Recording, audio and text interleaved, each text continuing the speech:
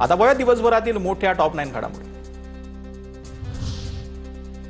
राऊतांच्या कौटुंबिक कार्यक्रमानंतर राज ठाकरे आणि उद्धव ठाकरेंची मातोश्रीवर बैठक, दोघांमध्ये अर्धा तास चर्चा। पालिका निवडणुकांच्या अनुषंगाने ठाकरे बंधूंच्या गाठीभेटी वाढल्या। उद्धव ठाकरे मनसेसोबतच्या युतीसाठी अगतिक झालेत, पण राज ठाकरेंनी अजून कुठेही आम्ही एकत्र येतोय असं म्हटलेलं नाही। राज उद्धव यांच्या भेटीवरती भाजपचे नेते प्रवीण दरेकरांची प्रतिक्रिया। ठाकरे बंधू एकत्र येणं मराठी माणसासाठी चांगली गोष्ट, राज ठाकरे आणि उद्धव ठाकरेंच्या भेटीवर किशोरी पेडणेकरांची प्रतिक्रिया।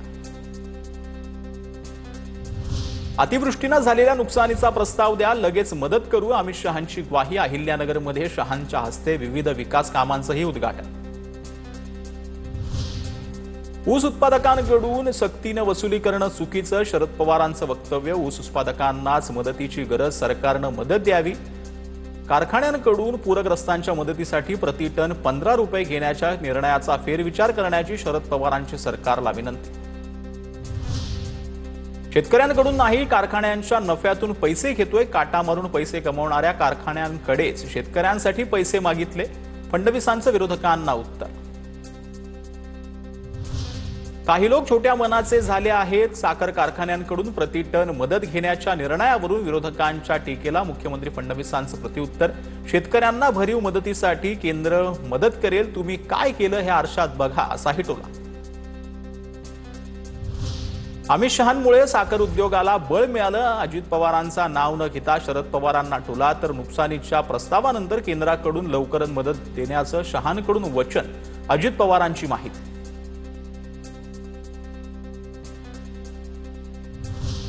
शेतकऱ्याला हेक्टरी 50,000ची मदत देऊन जा, अमित शहांच्या दौऱ्यावरून विजय वडेट्टीवार यांची प्रतिक्रिया।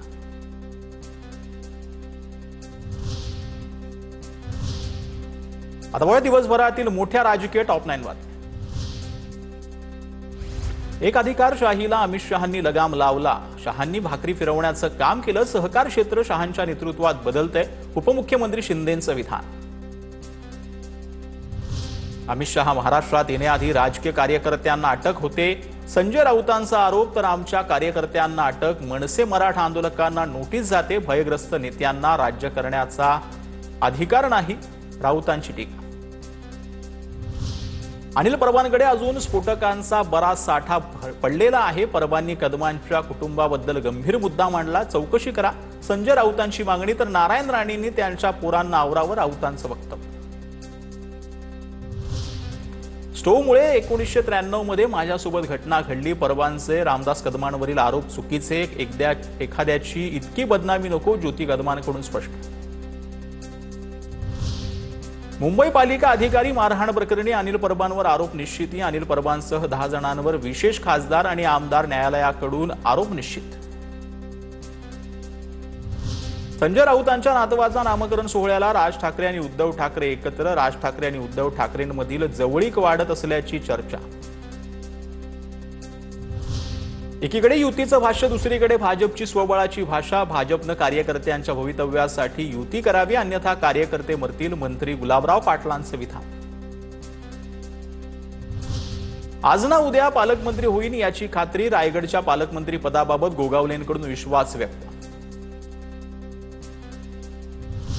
नाशिकच्या पालकमंत्री पदाचा वाद अमित शहांसमोर मांडला का, दादा भुसेंचा प्रश्न। तर नाशिक पालकमंत्री पदाचा वाद आता ट्रम्पकडे न्यावा लागेल, भुसेंचं मिश्किल उत्तर।